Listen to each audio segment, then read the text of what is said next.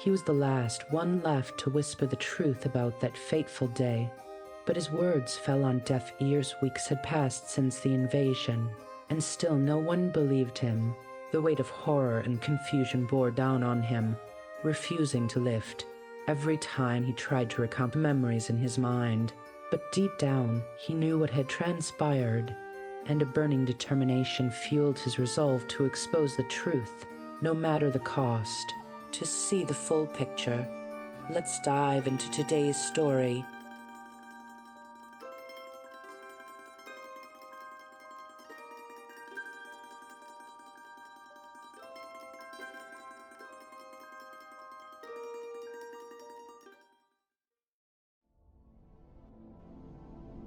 Story name: The Forgotten War, shared by the Dark Void 79.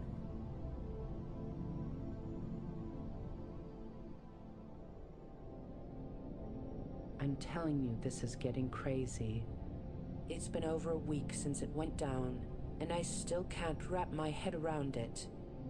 No matter how many people I ask or where I look for proof, I just can't find anything to back up what happened. Things are only making it worse because the people involved have somehow figured out that I'm onto them. I have no idea how long I'll be safe before they do something else. I keep thinking about all those other people, billions of them, and wondering how they could just forget about everything that happened. The deaths, the destruction, how could they just erase it from everyone's memory? It's like my mind is the only one that remembers. It's really getting to me, the fact that I'm the only one who remembers what happened. Every time I try to talk to people who weren't involved, they just give me the same reaction, a dismissive shake of their head and a laugh. Like I'm pulling some kind of joke on them, or they think I've lost my mind. But that's not it at all. This wasn't some prank or crazy dream. I know what I experienced, and it was all too real. I can tell the difference between a dream and reality, and this was definitely the real deal. There were just too many details, too much that stuck with me to make it something out of my head. If it was a dream, it would have been hazy at best, and I'd probably forgotten bits and pieces of it. But the memory is crystal clear, and the fear I felt during it is still lingering in my mind, making me shake every time I think about it. It wasn't a dream. What I'm remembering is real, no question. But for some reason, nobody else seems to be able to recall it either, at least. Not that they're letting on. And you know what the weirdest part is? I've never felt so alone in my life. I guess I'm the only one left who remembers what happened, so it's up to me to share my story with everyone. Maybe if I tell you all about the invasion, something will jog your memories, or at least remind some of you. As a second lieutenant and platoon officer in the army, my view is limited, but I got enough information from news reports and intelligence briefings to piece together what happened. What I'm going to tell you now is my version of events based on what I remember. So let me start at the beginning, the day when a massive spaceship suddenly appeared in Earth's orbit.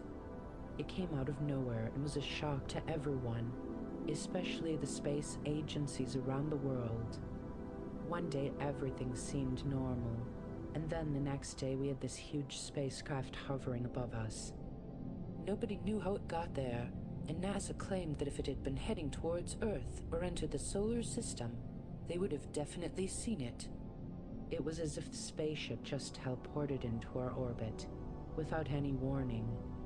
A friend of mine from Division HQ told me that NASA's satellites and high-powered ground-based telescopes observed the object to be a massive sphere made out of an unknown material with a diameter of 10 miles. Because of its shape and size, people started calling it the Death Star. To be honest, at first, I thought it was a fitting name, but now that I think about it, knowing what the Death Star is from those old sci-fi movies, maybe it wasn't such a good idea to give it that name. My friend told me later that some government officials weren't too happy with the name either. They found it uncomfortable and unsettling, given the unknown nature of this alien spaceship in our orbit. But it wasn't long before the public's turn came to freak out. Scientists and amateur astronomers were quickly snapping photos of the spaceship, trying to get a closer look at this mysterious visitor from who knows where. And once those images started circulating, panic set in fast.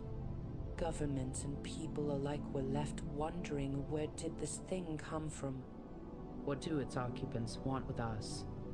All the other major world issues, pandemics, global tensions, environmental disasters, fuel crises, suddenly took a backseat as every news headline was focused on this massive spaceship orbiting our planet. Within days, things had spiraled out of control. People in big cities started buying up all they could get their hands on, thinking there wouldn't be enough to go round. And when those supplies ran low, panic buying turned into full-blown hysteria. As people rushed the streets, looking for anywhere still stocked with essentials, looters and vandals saw an opportunity to cover their tracks. Assaults started happening, and it got to a point where law enforcement was struggling to keep control of the crowds. And that's when we were called in. One minute we're sitting there watching the chaos on TV. The next we're being loaded onto 6x6 Humvee trucks headed for New York City.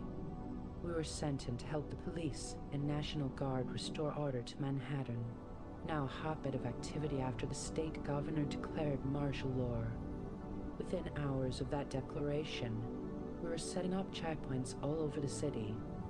And slowly but surely, things began to calm down.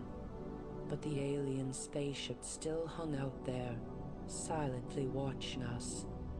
Everyone was on edge, waiting for something, anything, to happen next. In an attempt to learn more about the alien vessel and to gain communication with them, since all ground-based attempts had failed, NASA announced a plan where they would send out their most experienced astronauts and rendezvous with the massive spaceship. This was met with mixed reactions by the public, as some feared that disturbing the spaceship would trigger a catastrophe. Others, however, supported the idea, as their curiosity to know what the spaceship urged them on. I belonged to the latter group. I believed that we needed to make contact and figure out what these aliens wanted. The sooner we know the answer, the faster we can react to their intentions. However, the mission didn't go as planned. As the astronauts' vehicle reached orbit, they suddenly disappeared. Without any warning, telemetry and communication was lost, and satellites would later confirm that their vehicle could no longer be located. Within the blink of an eye, a commercial crew program spaceship and its 4 crew members disappeared without a trace. To make matters worse, a couple hours after the loss of the astronauts, some kind of event occurred all over the planet, striking all major cities around the globe. In New York City, I got to witness this event firsthand, since I was inside when the city was engulfed in a massive bright light. I remember feeling no pain or terrible sensation from this event, although the light emitted was blinding, as its brightness prevented me from seeing anything around me. It didn't last long though, and after a few seconds it disappeared, leaving everyone dazed, but unharmed. However, a shocking revelation came after that, as we all looked up to the sky to see hundreds of strange orbs hovering above the buildings of the city. Through a pair of binoculars, I saw that the orbs were smooth and perfect spheres, with their surface being made out of some kind of sliver-like material. As we stood above the buildings, the orbs suddenly started descending towards us, moving in unison like they were on a mission. One of them zeroed in on our checkpoint near Times Square. I was there at the time, checking out the positions of one of my squads. As the orb got closer, it became clear that this thing was huge, about 20 feet across. I kept my eyes fixed on the object while ordering my men to train their guns on it. We We watched as the orb continued its slow descent until it was just 5 feet off the ground. That's when I ordered everyone to surround it and keep a safe distance. My main concern at that point was keeping things from getting out of hand. The intentions of these aliens were still unknown, and I didn't want to be the officer who sparked an intergalactic war. But what we faced next would change everything. As the orb hovered above us, its outer layer started to peel off like a piece of skin. It was a sound that's hard to describe. It was both fleshy and unsettling at the same time. And when the skin came off, we were met with an image from our worst nightmares. The surface of the orb was covered in hundreds of eyes, staring back at us like cold, dead marbles. I felt a chill run down my spine as I realized that each one of those sets of eyes was looking directly into our souls. It was like nothing any of us had ever seen before. We stood there frozen in horror, unsure of what to do next. The orbs just kept staring at us with an unblinking gaze, their coldness making it hard for us to breathe. As we remained paralyzed in fear, the orb-like creature continued with its transformation as it began to grow out dozens upon dozens of thin 10-feet-long arms out of its body. Popping out between some of the eyes, these arms extended from its main body, stretching far as the sharp claw-like fingers at its end flexed itself before us. All of us stared in awe at this creature that was once the clean orb. This was nothing like any creature we have seen before. Standing frightened with their rifles aimed at the creature, my men did their best to hold their ground and await my orders. But I didn't know what to do. I just stood there and stared. I know I should have given the order to fire, or at least told them to distance themselves from it, but that's just hindsight talking. At the time, the creature may have been ugly, but it still showed no hostile intent. Like I said, I didn't want to be the one responsible for starting a war. Taking advantage of the inaction, the creature decided to make the first move. In a sudden and swift motion, its many hands began to stretch farther and reach out towards us, with some of them managing to catch a few of my soldiers who stood too close to it. Quickly shaken out of our paralyzed and mesmerized state, we watched on with horror as these arms lifted our friends and brought them close towards its body. Looking on with both fascination and fear, I saw the hands shove these poor unlucky men against its skin, which seemed hard and firm based on the sound of the impact.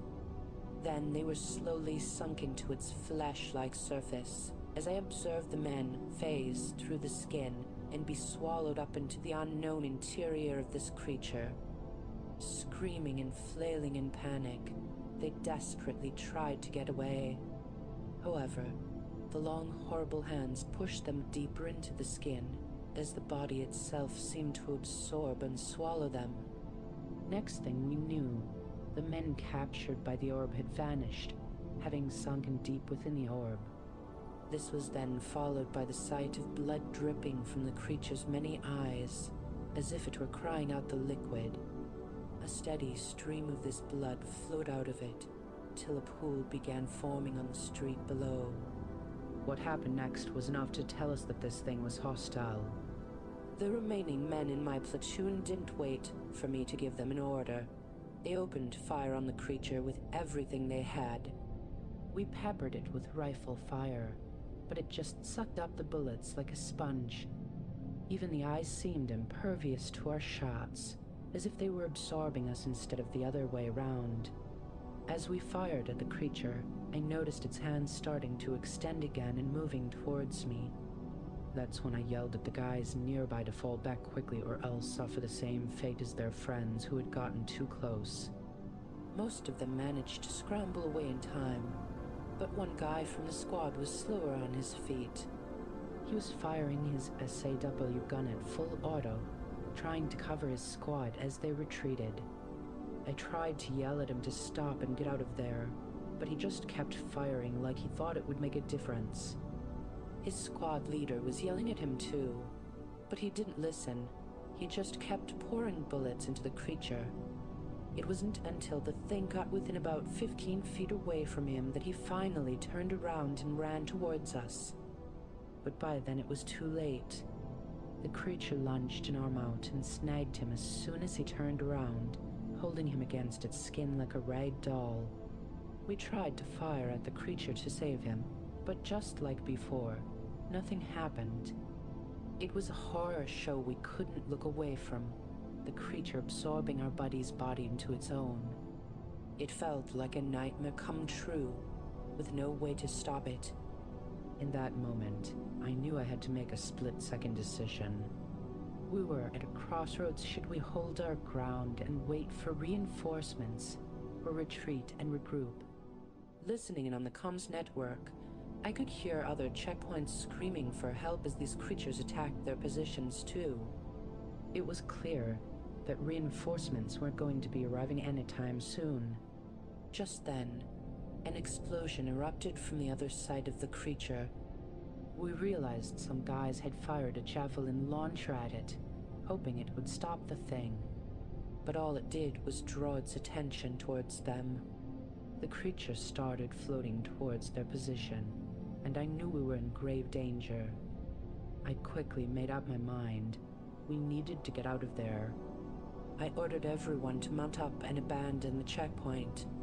We piled into our Humvees, parked nearby, and decided to head towards the Empire State Building, where our battalion headquarters was supposed to be. Our plan was to drive along the side of the road, hopefully staying safe from the creature's grasp. As we drove off, we made plans to rescue any squad members on the opposite side of the creature. But it was too late.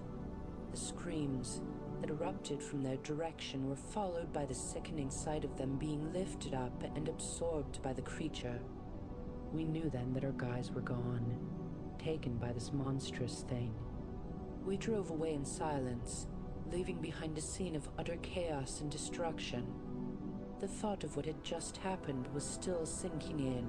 We'd lost some good men to these creatures.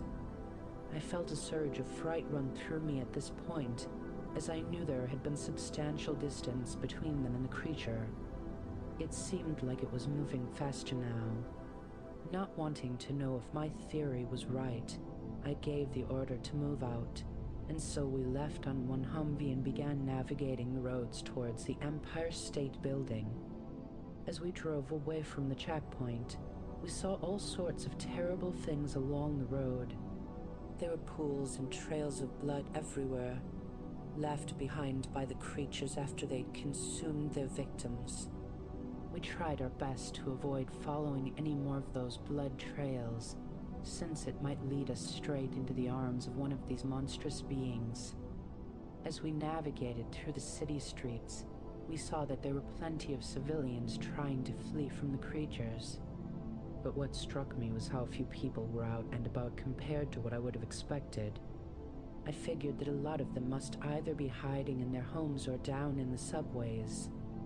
I tried calling my other squads on the comms network, but all I got was static. Same thing when I tried to reach my company commander and battalion HQ. It looked like we were on our own out there.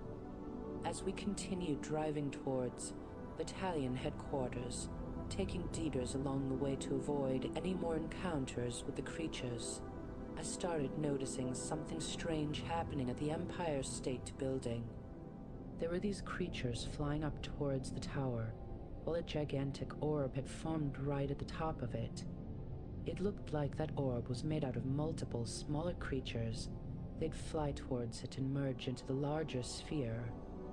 Watching this unfold, I couldn't help but wonder if it was still a good idea to head towards the buildings.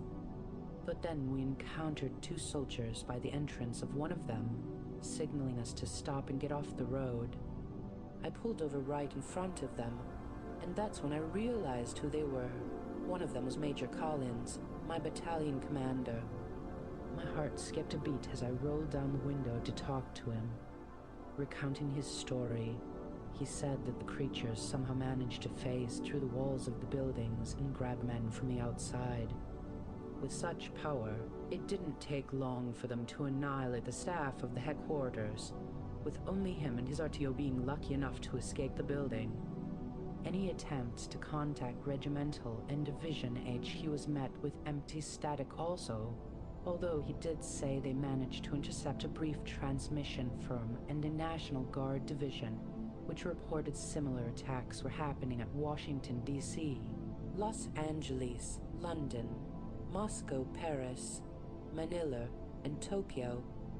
He assumed that there were many more attacks happening in other cities around the world, but they haven't had contact with anyone else to confirm this.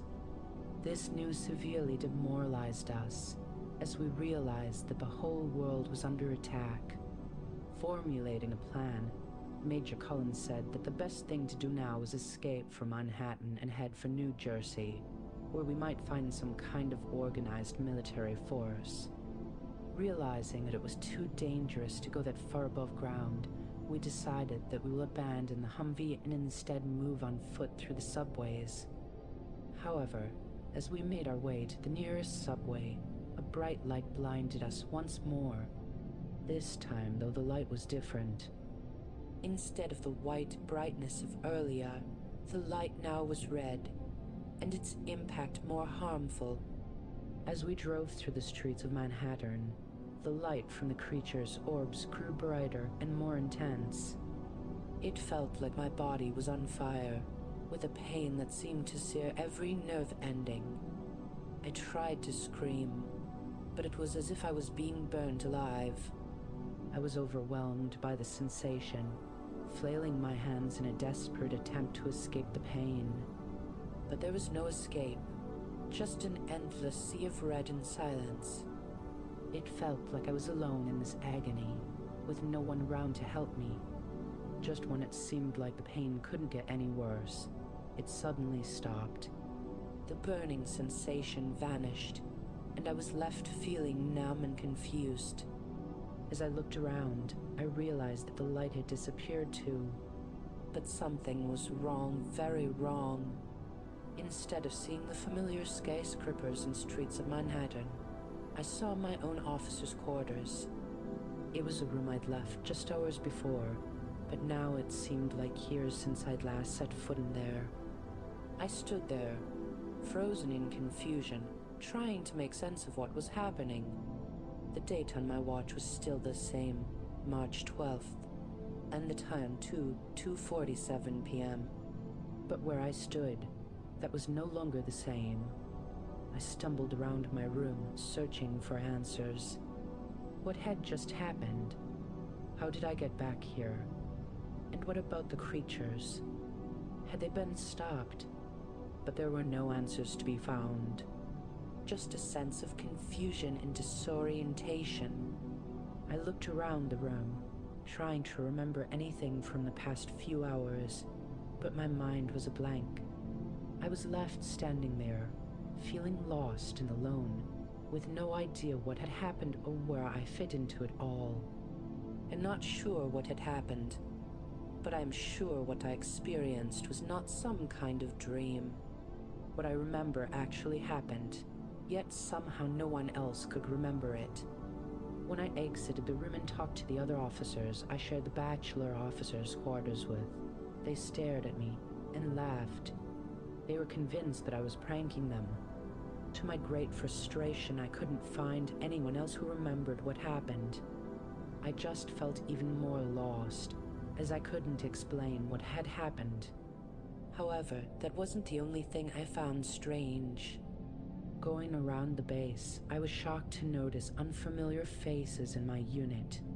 People I didn't know were taking up the places who had died in New York. The soldiers I saw die in the streets of New York were no longer there, and instead they have been replaced by men I had never seen before. I really don't know who they were, yet everyone acted as if they had been in the unit the entire time. I didn't trust them though, and was weary of them as I did my best to talk to them as little as possible, avoiding the new men and continuing my efforts to figure out what had happened. I began asking the men I was certain were with me during the invasion. I decided to first talk to the squad leader I had been with in Manhattan, questioning him on whether he felt something odd or if he had been having strange dreams. In response, he just stared at me as if I was insane and gave awkward replies saying that he felt fine. Any attempts to talk to anyone who had been there would be met with the same result. If there was someone who did remember, then I would have heard them talk about it by now. So I gave up on the interview, knowing it was attracting unwanted attention instead of helping my efforts. No one in the unit remembered, no one except for me. I did, however, try to investigate more about the replacement man. It baffled me how they could simply take over the lives of others, as if they were really a part of those lives they were in and not mere fillers to the men who had died. Because of this, I decided to write to the father of Sergeant Henry, a member of my platoon, who I was certain had died in New York and was replaced by a new man who called himself David. David did not look like Henry, but he seemed to be trying his best to be like Henry. He was replacing that man's life, but as to what purpose, I don't know. I wondered how deep they managed to replace Henry in the memories of the survivors, and whether it was only with those he normally interacted with every day or if it also affected family members who he hadn't seen for a long time. It was because of this curiosity that I decided to write to Henry's father. From previous conversations with Henry, I knew that he and his father were not on good terms. Henry had decided to join the army against his father's wishes, and because of that, the two had not talked since the day Henry left the family home and signed up. I stared at Henry's file, trying to make sense of it all. A name and physical info were David's, but his parents' names and address looked exactly like when I'd last seen them. I couldn't help but wonder if this was just a mix-up. Taking a deep breath, I decided to write a letter to Henry's father, telling him that his son had turned out to be a good soldier and that he should be proud of being the dad of a sergeant in the army. But when I got his response back, my world came crashing down. He told me that there was no son named Henry, but an ungrateful, disobedient, and reckless son named David. He went on to rant about how David had wasted his life by joining the army instead of following in the family business. I felt like I'd been punched in the gut. Henry's story was the same as what David's dad said, only with a different name. Was I going crazy? Was this some kind of shared delusion? I wondered if I should believe my memories or if they were just false. Was I worrying over nothing? Should I just go see a shrink and get it all sorted out? Feeling defeated, I almost gave up. I thought about telling my captain what was happening to me and asking for a psychological evaluation. But then I saw something that made me pause. I was in my quarters, staring out the window at the full moon. And that's when it hit me. Wasn't it supposed to be brown instead of white? I remembered it being brown before, or did I? Shaking my head, I couldn't help but feel frustrated. Was I going crazy or not? Finally, thinking that maybe I needed someone to talk to, I decided to turn in for the night and get some rest. But as I lay there, staring up at the ceiling, I couldn't shake off the feeling of unease. What was real and what wasn't? Was I living in some kind of alternate reality? And if so, how could I possibly find my way back to the truth?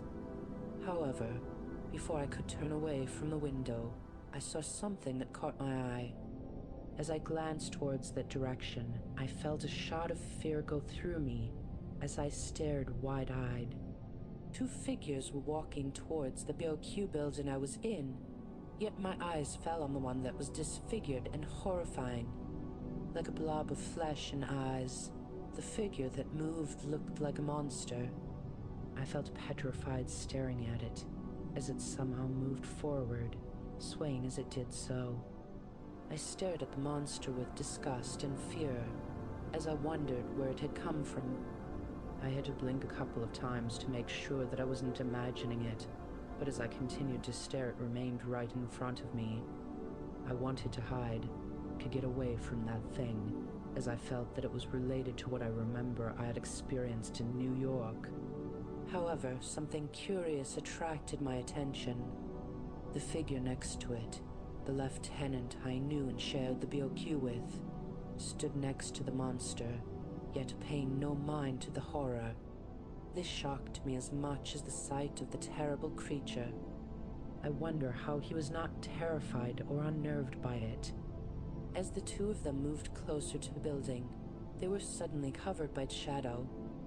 The natural moonlight above was blocked off, and my eyes widened once more as I stared out intently. But what I saw wasn't a monster anymore. It was just an ordinary man, one of the replacement men who had taken the place of another officer I knew. My mind was in shock, realizing that this horrifying monster was actually that replacement man. And then something clicked into place. If this one ordinary-looking person was actually a monster beneath their facade, what about all the other replacement men? Did they have secrets too? I shuddered as I thought about it, my skin crawling with goosebumps. In my platoon alone, nearly 2/3 of my command were replacement men. The thought of those monsters surrounding me every day was terrifying. That night, I couldn't sleep. I lay awake, fearing that one of those fleshy monsters would burst into my quarters and swallow me up, just like how they killed my man in New York. As the days went by, I stayed away from the replacement men more than ever. I didn't want to be too close to them in case their true nature was revealed again. And now I'm here, searching online for anyone else who remembers the invasion. I have to believe that I'm not the only one. There must be someone else out there who shares my memories. This message isn't just a search for those who remember, though it's also a warning for those who don't. Those creatures are still here, and they're not done with us yet. I have no idea what they want, but it can't be anything good. So be careful, and keep an eye out for them. They might look like ordinary people on the surface, but trust me, they're monsters waiting to pounce. And if you feel something strange about the moon, just like how I do, please let me know. The other night, I was staring at it, wondering why I remember it being a different color when suddenly I felt that uneasy feeling of it staring back at me, as if each crater were eyes bearing down on me. Don't ignore this warning, take it seriously. Those creatures are still out there, and they're not going to stop until they've gotten what they want.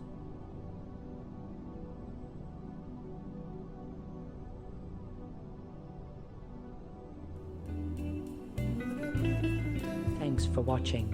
If you enjoyed this video, don't forget to give it a thumbs up and subscribe to the channel for more. Hit the bell icon so you never miss an update. See you in the next one.